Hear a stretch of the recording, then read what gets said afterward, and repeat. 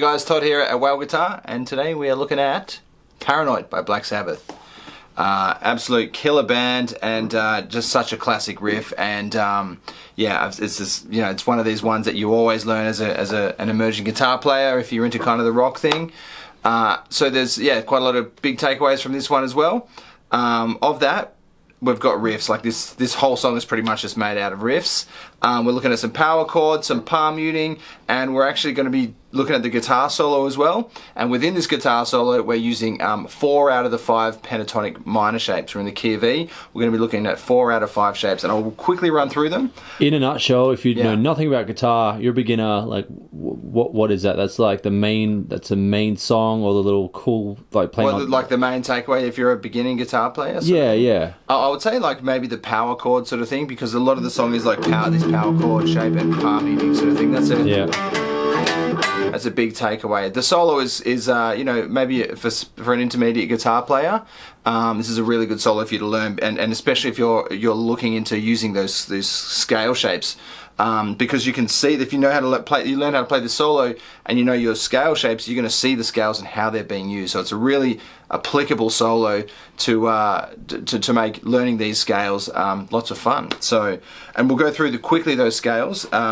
once we're into the lesson, but also I would highly recommend you go to whaleguitar.com and check out our Whaling with Pentatonics course, because you get a real. We tried to show these the basic scale shapes in their bare bones, and then how to practice them and how to improvise with each of them, and then you can come to a solo like this and go, oh, I can see that scale shape being used in this way, and some hopefully some different ways. So yeah, very very cool song for all of that. Yeah. Sick. So let's get straight into it. We're in the key of E minor, so I'm in standard tuning, and I'm using my SG guitar, which is the same as Tony Iommi from Black Sabbath. This one, where I'm purely using my bridge pickup, so when I'm looking at my pickup selector switch, the rhythm is the neck pickup, middle is both, treble is just is our bridge pickup there. So you can hear the sound difference, right?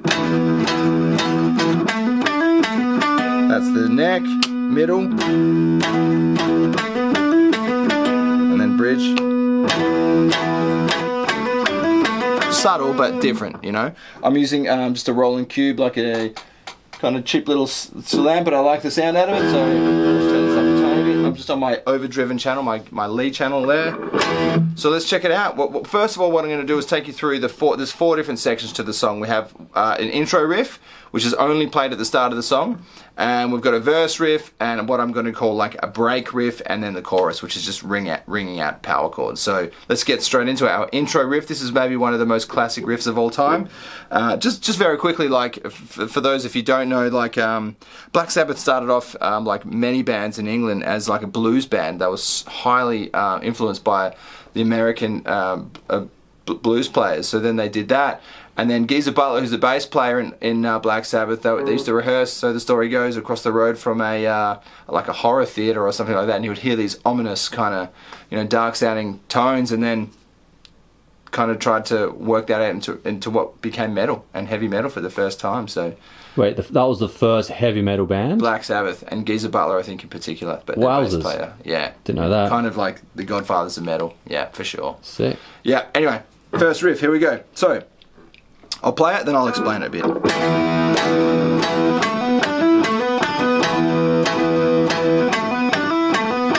That is it, okay? You got your first finger flat on the 12th fret here, and you're playing the top 2 thicker strings, the 6th string and the 5th string, and you're simply going to hold your first finger flat on these 2, and you're hammering your 3rd finger onto fret 14 on the A string like this. We do it 3 times. So it goes 1, 2, 3, 4. And then you're going to go like this. You're going to take your first finger down to the A string on 12, hammer on from 12 to 14 with the 1st to the 3rd finger. Same thing on the string below it. You go back up and do it again. And then the next time you're going to go like this. You're going to play the 12th fret on the 4th string, and then hammer on this 3rd finger on the 14th fret on the A string. So that was... Do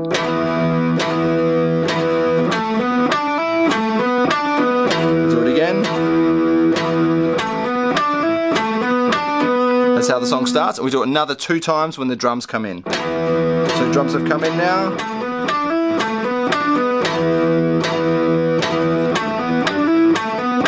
And then we start our verse riff. So that's our intro riff. That is the only time that riff happens in the entire song. So the verse riff is a power chord. It's an E power chord on the 12th fret.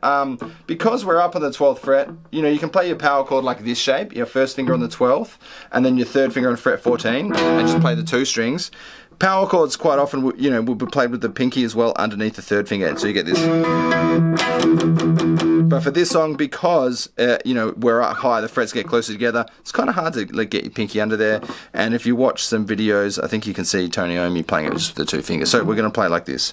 We're going to do all palm muting, all downstroke. So it's, remember with palm muting, this part of your palm is resting on the saddle just in front of it, right here. And just experiment with, if it's too far forward, it's going to sound really thin like this. Watch what happens as I bring it back. Get that nice chunky, that low end of the bass, of the lower strings there. If we go back too far, yeah, it's not going to be palm muted at all. So just experiment, find this perfect spot. Here we go, it goes.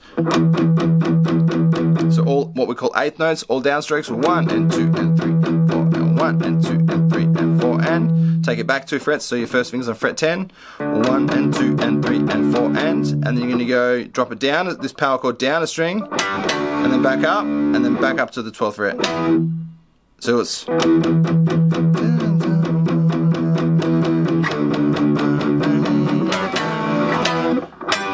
then you're going to flatten your first finger on the 12th fret on the 2nd, 3rd and 4th string. And this is our verse riff, the whole thing. So we'll do that 2 times.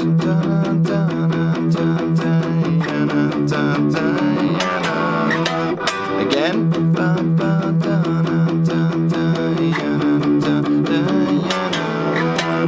And then what we call our break riff, which is just ringing out power chords. On the 12th fret, our E power chord. 1, 2, 3. Take it down to fret number 8, and then to 10, and then back up to 12 with palm muting. 1 and 2. We do that twice, and again, ring out 2, 3, 4, 8, 10, and 12 with palm muting. Okay, after that, we're going back to our verse.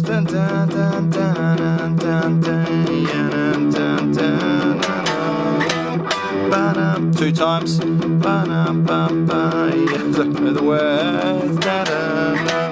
Now chorus. We're just going to ring out on the 12th, first finger on the 12th fret, our E power chord. Can you help me? Take it back to fret 10.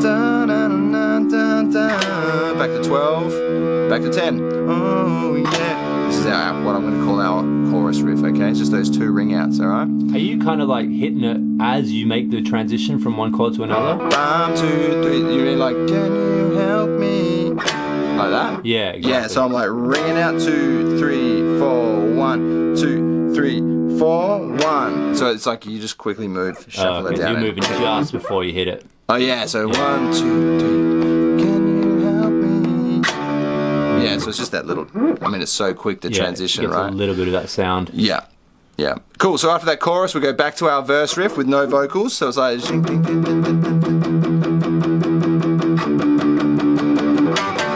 Do that twice.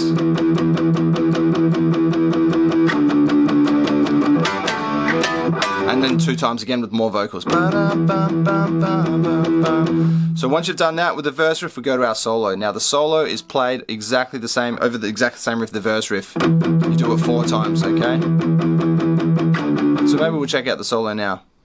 I think we'll do that. All right. Yeah, because you've played every riff that happens in the song. After the solo, there's which is over the verse riff. We go back to the verse riff 2 times with no vocals again, and then 2 times with vocals. Another break riff, which was that.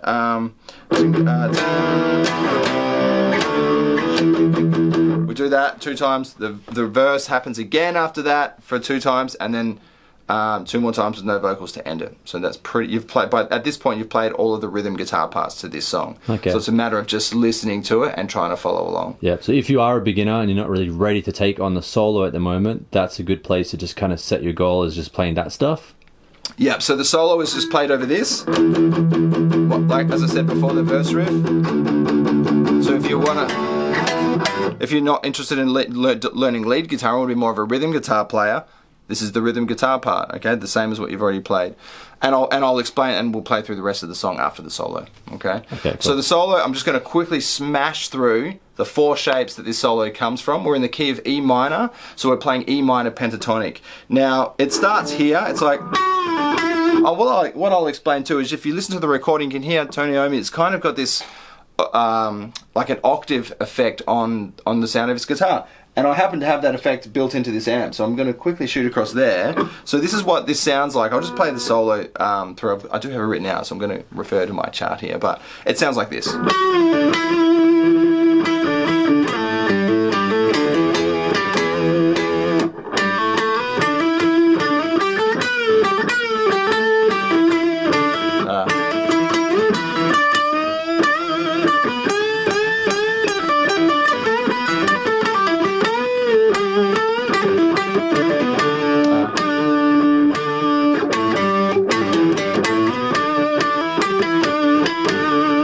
So I don't know if you can hear that kind of octavey sound. I mean, you hear what I'm talking about? It's got kind of like as another note, an octave lower to what you're playing. So if you hear low notes, sounds, you can hear that. It kind of sounds like there's two notes playing. So it's like replicating the sound, but an octave lower or higher. Right. That's what this one's doing. It's doing it lower. So if lower. With no octave on there.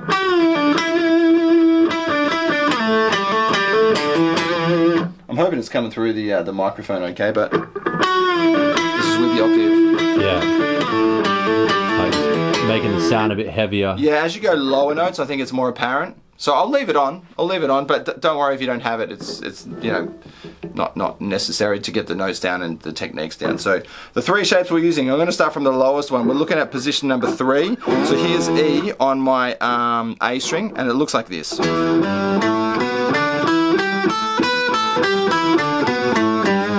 That's position 3. Now, even though we're not using pentatonic, what I would call position 3, so even though we're not using more, we might only use these 3 notes here out of that, but I'll show you the whole shape. Position 4 we use a lot of, so first finger on fret number 7 on the A string, it's going to look like this.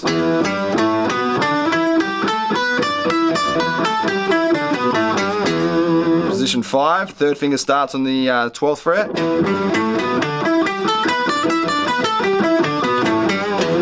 Position 1 would be on the starting on the same note but with your first finger and moving forward. That would be the same as going like this.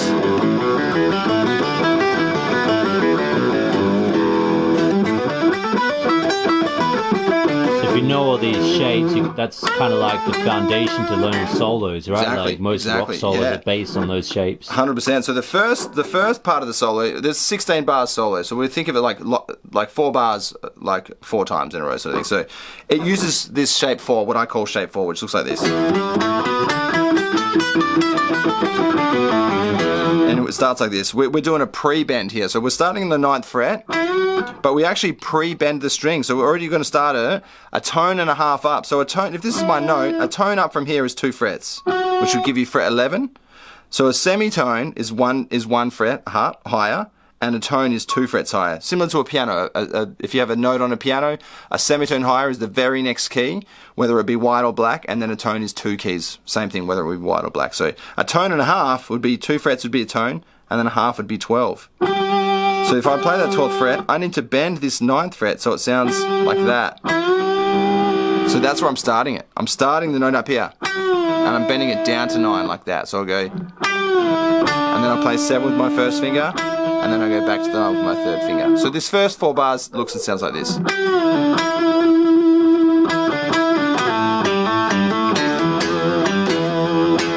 Okay, using position 4 and 3. So once again, we're going to do pre-bend number 9 up to the 12th sounding fret. We're going to bend it down and then play 7 with the first finger, back to 9 with the 3rd with some vibrato. So there's 1, 2, 3, 4.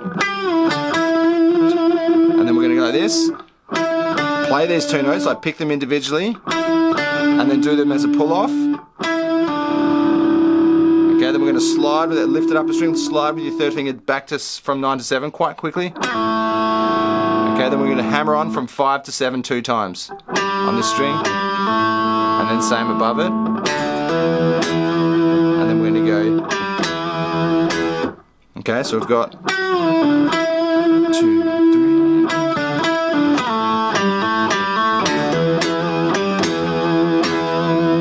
And that's the first 4 bars, okay? We're going to keep going now into the next section. We're going to start off in the same kind of position with the first finger on fret 5. We're going to be hammering on 7. We're going to go, let me just play the next 4 bars.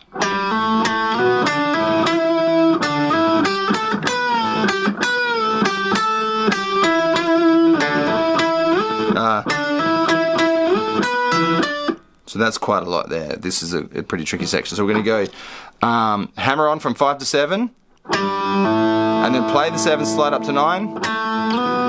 And then next string down, first finger's on 7, you're going to hammer on 9. So that is... Okay.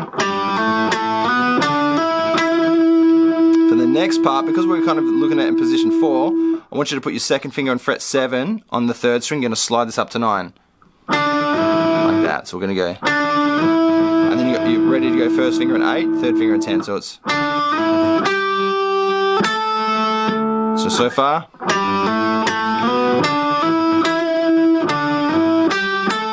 And we're going to pre-bend this back to 8, so we're pre-bending the 10. It's like a tone bend, so it sounds like 12. Back to 8, and you do it again. Okay, so just try to follow along that, pause, rewind, whatever you need to do. Let me show you that again from the start of that section of 4 bars. So we've got...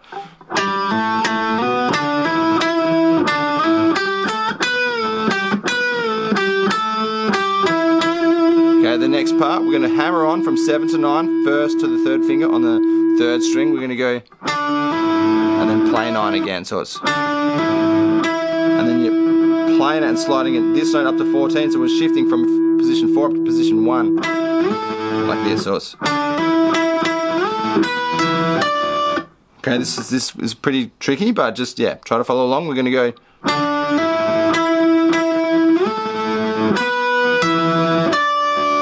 And then your 3rd finger on 5. So this is now position 1. So we've got... Oh, where were we? Sorry. Okay, the next part, we're going to bend this, a full bend.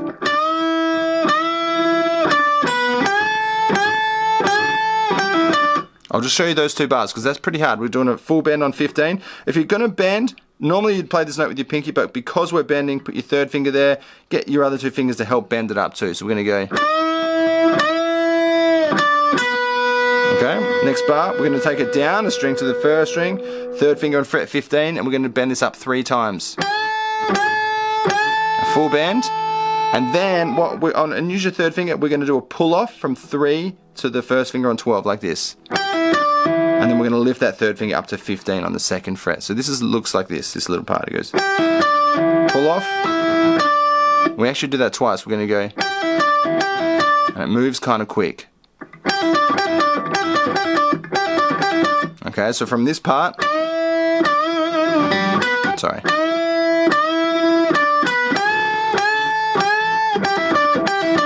And do it. This next one, we're going to start here and do another pull off, 15 to 12, and then to 3rd finger. You can move that 3rd finger from the 15 to 14 on the next string, and then you got to bend it.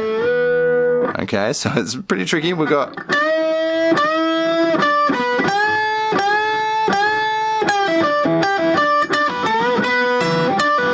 That's the hard part there. So we've got.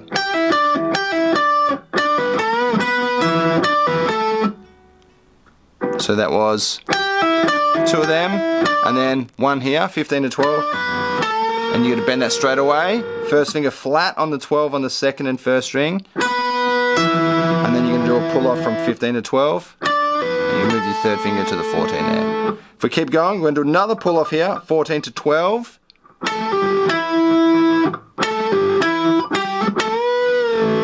That's the next part. So that whole 4 bars is pretty hard, but I'll go really slowly this time through.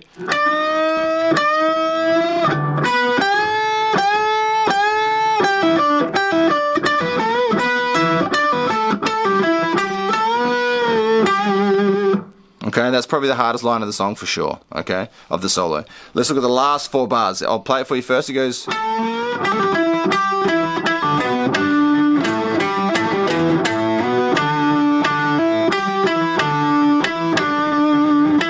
Okay, so we're going to go... That's the first bar. This is kind of cool. This is a really cool lick within position 1. We're going to go third finger on 14. We're going to go bend it up, a full bend. And then we're going to, our first finger on fret 12, we're going to hammer on 14 and then pull off back to 12 and then land our third finger on the 14th fret on the D string. So we're going to go, and that's quick. Start that slow and just practice looping that over and slowly try to get it faster. And you'll get there, okay? So we're going to go back to it, and then we're going to go pull off again. 14 on the A string. Next bar, back to the 12. 12, 10, pull off. Oh, sorry, that's back a fret. So let me try that again. We got.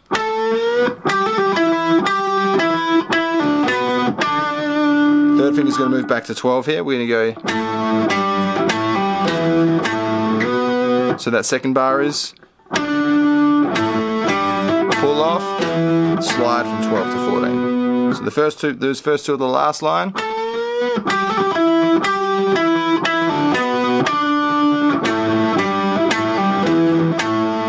To finish it off, we're just going to go first finger on 12, hammer onto 14, down a string, and then bam, bam, bam, and that's your solo. Lots involved there. That's easy, bro. What are you talking about? Let me just play through nice and slowly, start to finish. Hopefully I don't make a mistake, but here we go. So we've got...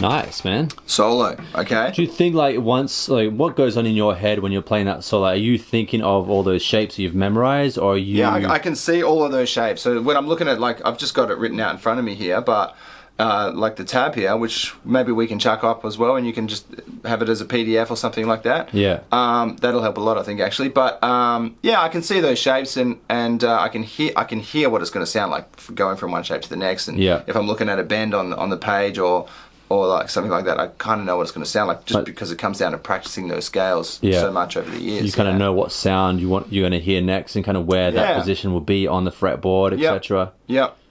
So yeah, that's kind of the solo. It's a really good one in the key of E. It's a really fun one to play as well. So after the solo, it just goes back to that. Like I said, it goes back to the verse riff with no vocals.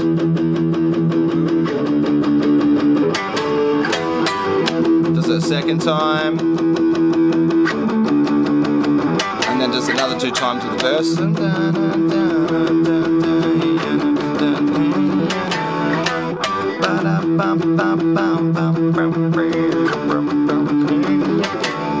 Break now. That's our break riff. We do that again.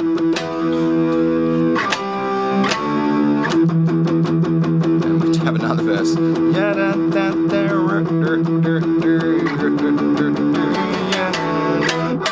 times.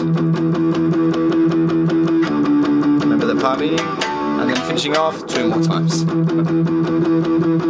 Now when we finish it off on the second one, it kind of goes like this. It's the same. And then at the end it's like, there's a few different things. Like to end it up, instead of like going, it sort of sounds like on record it might go, rather than going, lifting up. And then also I can hear this.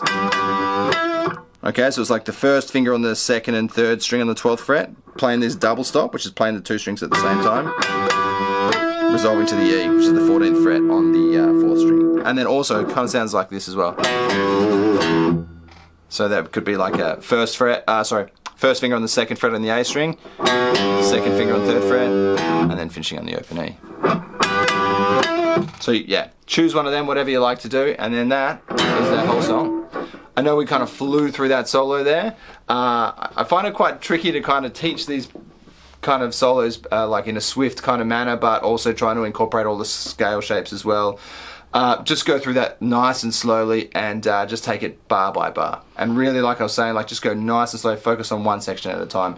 We'll put the PDF I think up as well, and you can grab it. Yeah, I guess if you are like a complete beginner and you feel kind of really overwhelmed by watching what you just did there, I think maybe a good takeaway is like, even if you can't play the whole thing, like there's lots of little nuances of lots of stuff to practice. Yeah, practice. You can, even if you're like a complete beginner, just take that first power chord and play that well, and try to get that happening. What I'm doing there is I'm using like this third finger here to mute these strings, so you don't go like, make sure you don't play all of the strings. You only want to play the strings that you got your fingers on. And when you're palm muting, remember, just practice. It might sound pretty shit at first, it might sound really thin like this, and just remember, move your hand up and down until you get the perfect spot there. And then you might just practice. You might find it hard to move down here. So if that's the case, just go 1, slow it down, 3 and 4, and 1, 2 and 3 and 4 and 1 and 2, and then sliding down. People are going to go, they're going to hit the wrong string, the wrong fret. That's what happens. Look at the fret you want your fingers to stop on, and quite often that's where you'll finish. Well, that's a dodgy. That's it. Paranoid by Black Sabbath. So I hope you've enjoyed it. Please let us know if you have any questions or comments. We'd love to hear from you. If you want to, if you like what we do, please subscribe. Hit the subscribe button and stuff like that. Head on over to whaleguitar.com if you want to check out some of the courses there. Yeah. Until next time. Legendary.